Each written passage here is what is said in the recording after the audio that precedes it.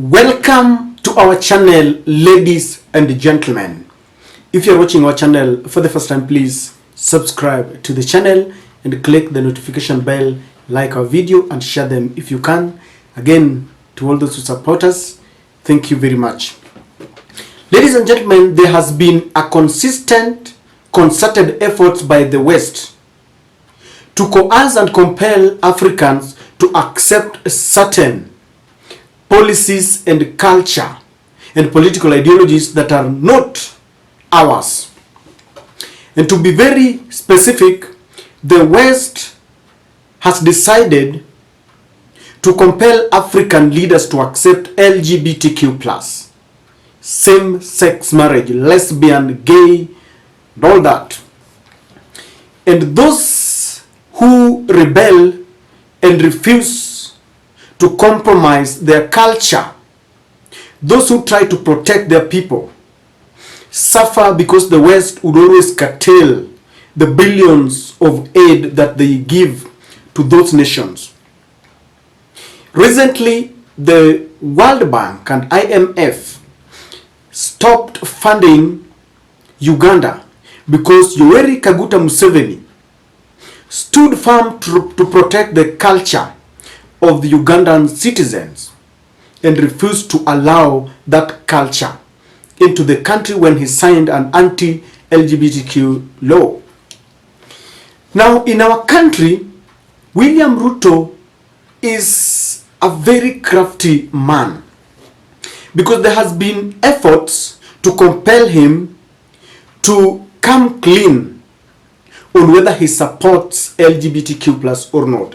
Now, I want to show you, there was a time when USA delegation, a trade delegation, paid a courtesy call to William Samoei Ruto.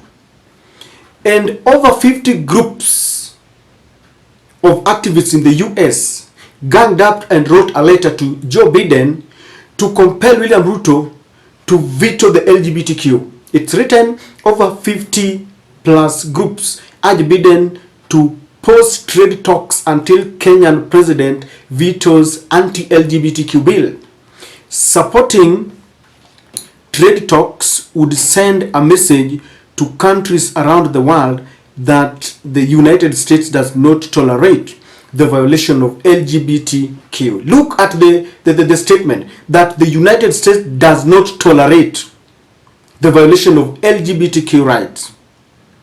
Now, dozens of advocacy groups on Monday called on the administration of US President Joe Biden to suspend talks on bilateral trade deal with Kenya until the African nation's president vetoes draconian anti-LGBTQ legislation.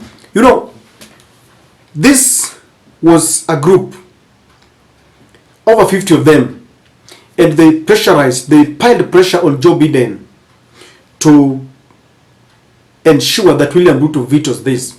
Now, when William Ruto realized that he was between a rock and a hard place, because on one end, William Ruto is this Christian, this holier than thou president who claims that his victory came from God himself, and he campaigned using the church.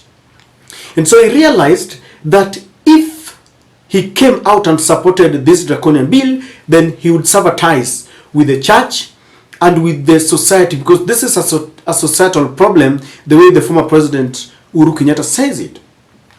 And on the other end, if he came out and condemned the LGBTQ+, then he knew very well that trouble would begin.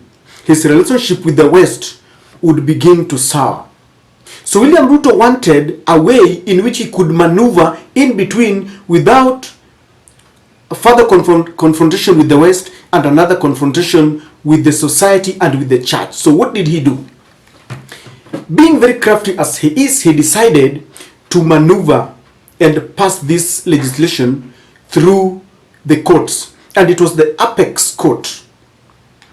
Now this happened at a moment when Jill Biden, the US First Lady, was in the country. She came to give William Ruto a vote of confidence when there was a lot of street protest against William Ruto and a doubt on his legitimacy. So she came to give them that support and a vote of confidence. And while she was there, she was really looking at the way Kenya would behave concerning the LGBTQ+. So what did William Ruto do? They hatched a plan, and through the apex court, the Supreme Court, they decided to rule that the LGBTQ+ community has got the freedom of association. And very many lawyers cried foul, saying that if the LGBTQ is outlawed in Kenya, then on the other hand, how does it turn out that this community has got freedom of association? And with that, William Ruto was off the hook. The church would praise him as a president who does not tolerate the LGBTQ. In fact, at some point, when he was now pressed further, he said that under his watch, under his presidency, he would not allow LGBTQ+. But the damage had been done, because when the apex court rules that they have got freedom of association, then you know what it means. So William Ruto is behind all this. Only that is, he doesn't want to be seen as someone who is supporting it, because with that came some millions of dollars to fight drought when Jill Biden was in the country, and he was given that. Now, certain legislators did not find it very kind after this ruling, and one of them is Kaluma, who went to the same Supreme Court to appeal, and they wanted the Supreme Court to relook among other things their definition of sex, because in their ruling they said that sex includes, among other things, sexual orientation, that whether you're a gay or a lesbian, then that would mean sex. While Kaluma wanted this to mean your gender, whether you are either you are a feminine gender or a masculine gender. That is how Opondo wanted it to look. But today, the Supreme Court ruled and affirmed the very verdict that they had given earlier and dismissed Opondo Kaluma. And in their ruling, they stated very categorically that this is what they said, that consequently we did by a majority agree with the findings of the High Court and the Court of Appeal that LGBTQ+ persons have a right to freedom of association, which includes the right to form an association of any kind. The Supreme Court affirmed, and they threw away Opondo Kaluma's appeal.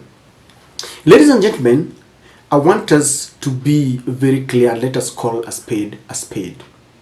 There is no way you will tell me that when something is outlawed in the country, then you want to tell us that you give them their fundamental rights. It is this way. Stealing is outlawed in Kenya.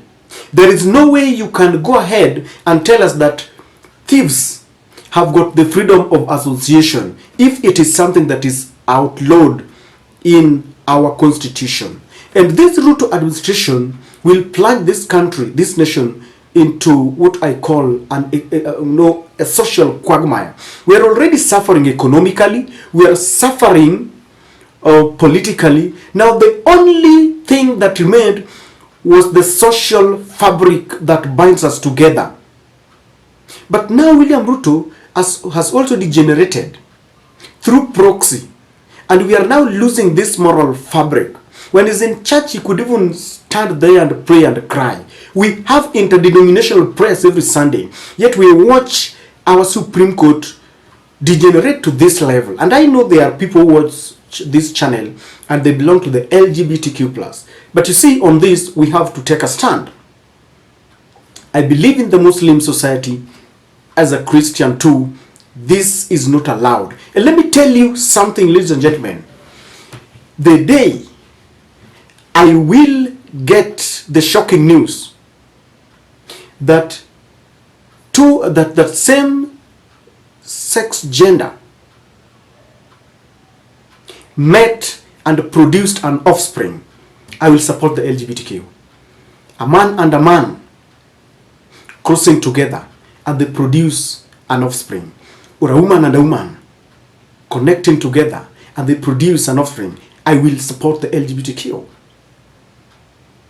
But that has never happened, can never happen, and will never happen, because the God who designed how human beings should relate had a reason why we have a man and a woman.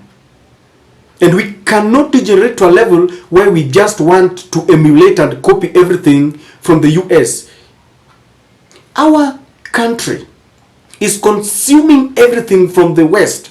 The LGBTQ, the GMO, you call it everything. When they say raise taxes, we raise. When they say remove the subsidies, we remove. And we cannot allow our president to pretend that he's against the LGBTQ plus ruling, yet he's part and parcel of it. He's so much loved by the US that when the country was giving William Ruto pressure, he said, I will not. And then Meg Whitman said, we cannot compel any president to accept LGBTQ. And with this, ladies and gentlemen, we really need to condemn this act. If we sit down and watch our country get to this level, then we will have no country left with us. We are an autonomous country with our own culture. The other day, William Ruto went to celebrate Maasai culture. Why do we celebrate our specific, tribal and ethnic cultures if we still, go around through the Supreme Court to accept this kind of nonsense? This thing must be discussed, and we cannot allow the executive to pretend that they don't know what is happening. And so this ruling, ladies and gentlemen, has given the authority to the LGBTQ plus to form their association. So today, if you see them demonstrating on the street, haki yetu, and they are walking, two men kissing each other, two ladies kissing each other, you cannot do anything because they have been given this authority. Sometimes I agree with the presidents like Yoweri Kaguta Museveni. They love their people and they will die for them. Even if it means losing the billions of shillings, they will. What about Kenya? We have sold our nation because of the billions of shillings and the aid that we are given by the West.